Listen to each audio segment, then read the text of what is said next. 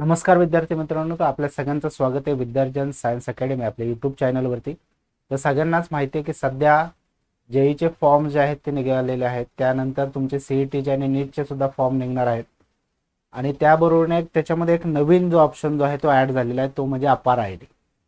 आता अपार आय डीचा ऑप्शन जो आहे तो ह्याच्या आधीच्या ज्या एक्झाम झाल्या त्याच्यासाठी नव्हता. 2026-27 पासून हा जो नवीन जो आहे अपार आय डीचा ऑप्शन जो आहे तो सुरू झालेला आहे. खूप साऱ्या विद्यार्थ्यांना त्याच्यामध्ये कन्फ्युजन आहे की अपार आय डी म्हणजे नेमकं काय आहे. तर भारत सरकारने प्रत्येक विद्यार्थ्याला एक युनिक आयडेंटिफिकेशन नंबर देण्यासाठी अपार आय डीचा एक नवीन ऑप्शन जो आहे तो चालू केलेला आहे. आता कोणतेही तुम्हाला कॉम्पिटेटिव्ह एक्झाम द्यायची असेल तर त्याकरता अपार आय डी जो आहे तो कंपल्सरी राहणार आहे.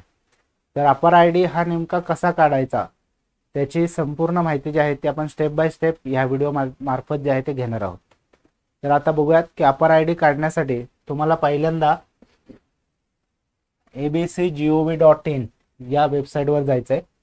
एकदम सोपे बघा, abcgov.in या वेबसाईटवर पहिल्यांदा जायचं आहे.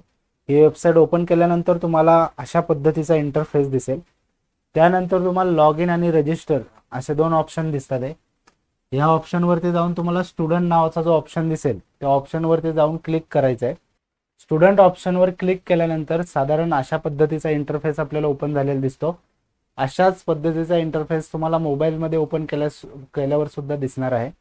तर ओपन केल्यानंतर तुम्हाला इथं काही ऑप्शन्स दिसतात. त्याच्यामध्ये आहे वरती दिसते बघा मेरी पहचान, आणि त्याच्या पुढे जर आपण पाहिलं तर तिथं दिसतंय sign in to your account via DigiLocker. DigiLocker हा जो ॲप असतो आपल्या मोबाईलमध्ये त्याच्या थ्रू सुद्धा तुम्ही हा आय डी जो आहे तो क्रिएट करू शकता. आता तुमच्याकडे असेल मोबाईल नंबर. मोबाईल नंबरद्वारे जे आहे ते तुम्ही ह्याच्यामध्ये लॉग इन करू शकता. पण लॉग इन करण्याच्या आधी तुम्हाला पहिलं काय करणं गरजेचं आहे, साइन अप करणं गरजेचं आहे. साइन अप केल्यानंतर तुम्ही थेट जे आहे ते लॉग इन करून पुढचे जे माहिती जी आहे ती भरू शकता. समजा तुमच्या मोबाईलमध्ये समजा डिजिलॉकरचा जर ऑप्शन असेल आणि तो ऑप्शन तुम्ही लॉग इन केलेला असेल ॲप थ्रू, तर इथे तुम्ही थेट जे आहे ते डिजिलॉकरद्वारे साइन अप करू शकता. जसं की इथं मोबाईल नंबर आणि जो पिन आहे तुमचा तो टाकून जे इथे लॉग इन करू शकता. ज्यांच्याकडे नाही आहे त्यांना काय पहिल्यांदा करावं लागेल, साइन अप करून घ्यावं लागेल. आणि साइन अप केल्यानंतर पुढचा इंटरफेस जो आहे तो ओपन होईल. आता आपण साइन अप ह्या ऑप्शनवरती जेव्हा क्लिक करू तेव्हा तुम्हाला साधारण अशा पद्धतीचा इंटरफेस ओपन झालेला दिसेल. याच्यामध्ये तुम्हाला पहिल्यांदा काय टाकायचं, मोबाईल नंबर टाकायचा. मोबाईल नंबर टाकल्यानंतर तुमचा जो मोबाईल नंबर आहे त्याच्यावर तुम्हाला एक OTP मिळेल. त्या OTPद्वारे जे आहे ते तुम्हाला इथे OTP टाकल्यानंतर पुढचे ऑप्शन जे आहेत ते ओपन होणार आहेत. आता तिथे आपण OTP टाकून बघूयात काय ऑप्शन ओपन होतात ते. आता इथे मोबाईल नंबर टाकल्यानंतर जनरेट OTP असं करायचं आहे. विद्यार्थ्याचा मोबाईल नंबर तिथे टाकून घ्यायचा आहे. OTP टाकल्यानंतर साधारण अशा पद्धतीचा इंटरफेस होईल. त्याच्यामध्ये तुम्हाला तुमच्याकडे जे आहे ते टाकून जे आहे ते लॉग इन करायचं आहे. आता जे विद्यार्थी असतील त्यांच्याकडे आधार कार्डचा हाच एक ऑप्शन असतो. त्यामुळे आधार कार्डवर सिलेक्ट करून तुम्हाला इथे जो आहे तो आधार नंबर तुमचा जो आहे तो टाकायचा आहे. त्याच्यानंतर आधार नंबर टाकल्यानंतर तुम्हाला इथे तुमचं फुल नेम जे आहे ते इथे टाकायचं आहे. त्यानंतर तुमचं डेट ऑफ बर्थ, हे जे पुढचे ऑप्शन जे आहेत ते ओपन होणार आहे. तर ही सगळी माहिती फिल केल्यानंतर तुमचं जेंडर जे आहे ते इथे सिलेक्ट करायचं आहे.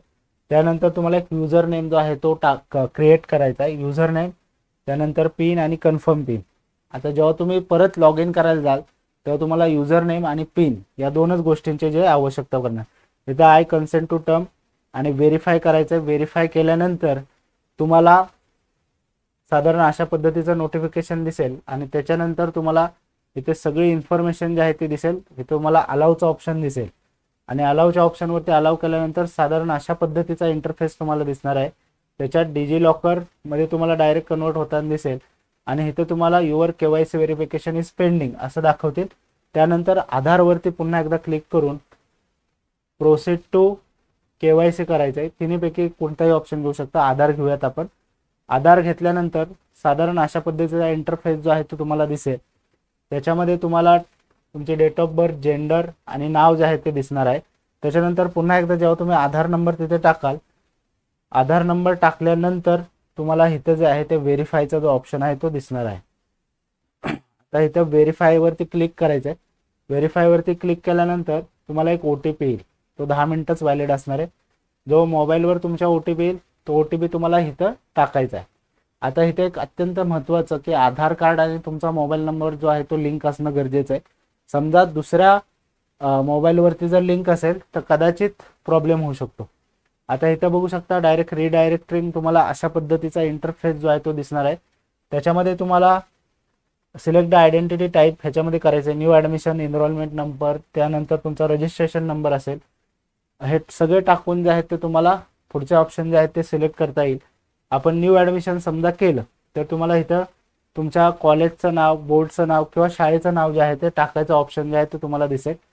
त्या पद्धतीने तुम्ही खूप सारे ऑप्शन आहेत, त्यातला तुमचा जो नेमका आहे तो शोधून जो आहे तो इथं ऑप्शन जो आहे तो सिलेक्ट करायचा. त्यानंतर तुमचं ॲडमिशनचं वर्ष कुठलं आहे ते व्यवस्थित सिलेक्ट करून इथं ते फिल करायचं आहे. त्याच्यानंतर पुढे सबमिट या बटनावरती क्लिक केल्यानंतर हा इंटरफेस जो आहे तो पुढे गेलेला आपल्याला दिसेल. अशा पद्धतीने तुमचा इथं अपार आय डी जो आहे तो जनरेट होईल आणि हा अपार आय डीचा तुम्ही जो आहे तो फोटो काढून घ्यायचा आहे. आणि हा जो अपार आय डी आहे तो तुम्हाला तुमचा जो रजिस्टर मोबाईल नंबर आहे त्याच्यावर सुद्धा टेक्स्ट मेसेजच्या स्वरूपात तुम्हाला हा अपार आय डी येऊन जाईल. त्याच्यानंतर आता पुढे अपार आय डी आल्यानंतर तुम्ही गो टू डॅशबोर्ड वरती क्लिक केलं की साधारण तुम्ही तुमचा जो आधारवरती फोटो असेल तोच फोटो तुम्हाला कशावरती बघायला भेटेल तर अपार आय डीवरती तो फोटो जो आहे तो तुम्हाला बघायला मिळणार आहे. त्यामुळे इथे गेल्यानंतर गो टू डॅशबोर्ड म्हणायचं आहे. तर अशा पद्धतीचा तुम्हाला इंटरफेस समोर आला. ह्याचा अर्थ तुमचा जो अपार आय डी आहे तो सक्सेसफुली जनरेट झालेला आहे असं आपल्याला दिसतं. आता गो टू डॅशबोर्ड केल्यानंतर तुमच्या आधारवरती जो फोटो आहे तोच फोटो तुम्हाला अपार आय डीवरती दिसणार आहे. आता ह्याच्यात घ्यायच्या काळजी जी ही आहे की तुमचा मोबाईल नंबर जो आहे तो आधार नंबरला लिंक असणं गरजेचं आहे. समजा तुमच्या आईच्या किंवा वडिलांच्या ह्याला जर तो लिंक असेल तर कदाचित त्यांचा फोटो तिथं दिसण्याची शक्यता असते. त्यामुळे काळजी घ्यायची की तुमच्या आधारला एक वेगळा नंबर लिंक असणं गरजेचं आहे. समजा एकाच नंबरला 2-3 असतील तर अपार जनरेट व्हायला प्रॉब्लेम होतात. आहे असं खूप साऱ्या विद्यार्थ्यांबरोबर होताना मी पाहिलेलं आहे. त्यामुळे ती एक काळजी घ्यायची की तुमच्या एका आधारला एकच मोबाईल नंबर जो आहे तो लिंक असणं गरजेचं आहे. धन्यवाद.